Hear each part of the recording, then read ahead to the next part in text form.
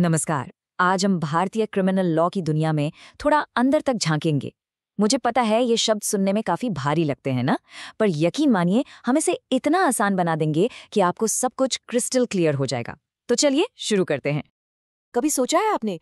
मतलब जब कोई क्राइम होता है तो वो कौन सा पहला स्टेप है, वो कौन सा पहला बटन है जो दबते ही कानून की पूरी मशीनरी हरकत में आ जाती है। आज हम इसी सफर को स्टेप बाय स्टेप समझेंगे। तो देखिए, हमारा प्लान कुछ ऐसा है। सबसे पहले हम कानून के 3 बड़े पिलर्स की बात करेंगे। फिर देखेंगे कि क्राइम्स को अलग अलग टाइप में कैसे बांटा जाता है। उसके बाद जमानत यानी बेल के बारे में जानेंगे। फिर असल मुद्दे पर आएंगे कि एक केस शुरू कैसे होता है, और आखिर में उन सिद्धांतों को समझेंगे जो इस पूरे सिस्टम की आत्मा है। ठीक है, तो सबसे पहले बात करते हैं बुनियाद की। हमारा पूरा क्रिमिनल जस्टिस सिस्टम 3 बहुत जरूरी कानूनों पर खड़ा है। आप इन्हें 3 मजबूत खंभों की तरह सोच सकते हैं, जिनके बिना ये ढांचा टिक ही नहीं सकता। देखिए, ये तीनों कानून एक टीम की तरह काम करते हैं। पहला, भारतीय दंड संहिता या आईपीसी, जो अब भारतीय न्याय संहिता यानी बीएनएस बन गया है। ये बताता है क्या, मतलब कौन सा काम क्राइम है। दूसरा है दंड प्रक्रिया संहिता या सीआरपीसी, जो अब बीएनएसएस है। ये बताता है कैसे, यानी जांच कैसे होगी, ट्रायल कैसे चलेगा, पूरा प्रोसेस क्या होगा। और तीसरा है भारतीय साक्ष्य अधिनियम या आईईए, जो अब बीएसए है। ये सबूतों के नियम तय करता है। तो एक ने बताया क्या, दूसरे ने बताया कैसे, और तीसरे ने बताया कि साबित कैसे होगा। सिंबल। अब ये समझना बहुत जरूरी है कि कानून की नज़र में हर क्राइम एक बराबर नहीं होता। बिल्कुल नहीं।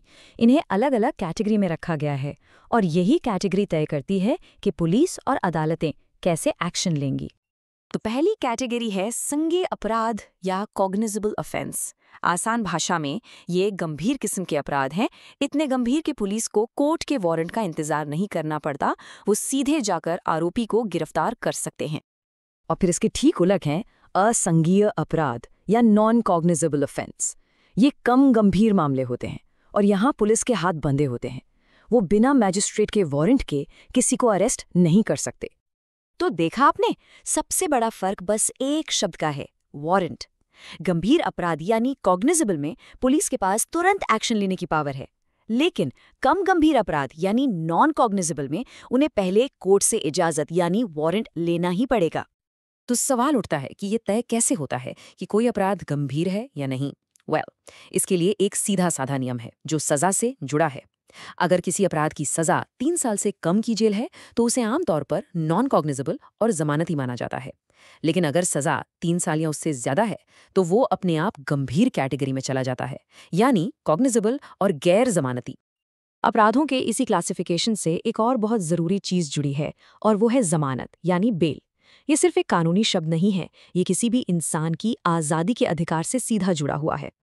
तो जमानती अपराध वो होते हैं जिनमें बेल मिलना आपका अधिकार है, इट्स योर राइट। अगर किसी पर ऐसे अपराध का आरोप है तो पुलिस या अदालत को उसे जमानत देनी ही होगी। ये कोई मेहरबानी नहीं है, ये कानून है। दूसरी तरफ है गैर जमानती अपराध। यहाँ सिचुएशन बिल्कुल अलग है। इन गंभीर मामलों में बेल आपका अधिकार नहीं होता। ये पूरी तरह से कोर्ट के विवेक पर निर्भर करता है।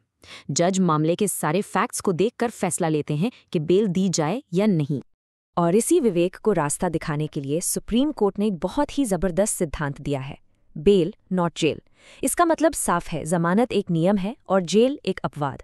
किसी को सजा मिलने से पहले जेल में रखना आखिरी उपाय होना चाहिए, पहला नहीं।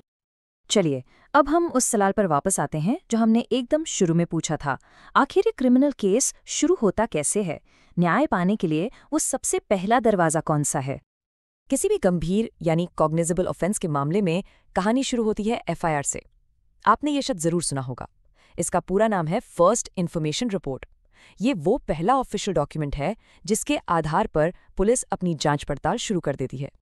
तो मामला शुरू करने के 3 रास्ते हो सकते हैं। पहला और सबसे आम रास्ता है, गंभीर अपराधों के लिए आप सीधे पुलिस के पास जाकर एफआईआर दर्ज कराते हैं।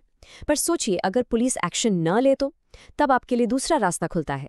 आप पुलिस को बाईपास करके सीधे मैजिस्ट्रेट के पास शिकायत कर सकते हैं। और तीसरा रास्ता है कम गंभीर अपराधों के लिए, जहां आपको पुलिस के पास नहीं बल्कि सीधे कोर्ट में ही शिकायत करनी होती है। अब आखिर में उन बुनियादी सिद्धांतों को समझते हैं जो हमारे पूरे क्रिमिनल जस्टिस सिस्टम को चलाते हैं। आप इन्हें हमारे कानून का दिल भी कह सकते हैं। सबसे बड़ा और सबसे जरूरी सिद्धांत है, हर व्यक्ति तब तक निर्दोष है जब तक कि उसे दोषी साबित न कर दिया जाए। इसका मतलब ये है कि किसी को अपराधी साबित करने का सारा बोझ सरकार और पुलिस पर है, आरोपी पर अपनी बेगुनाही साबित करने का नहीं। तो कुल मिलाकर सबूत लाने की जिम्मेदारी हमेशा स्टेट की है। हमारी अदालतें हमेशा नागरिकों के अधिकारों की रक्षा करने के लिए खड़ी रहती हैं, और ये सब इसलिए है क्योंकि हमारा संविधान हर किसी को जीवन और स्वतंत्रता का मौलिक अधिकार देता है, जो इस पूरी प्रणाली की बुनियाद है। तो हमने कानून के पिलर्स, अपराधों के प्रकार और न्याय की प्रक्रिया को समझा।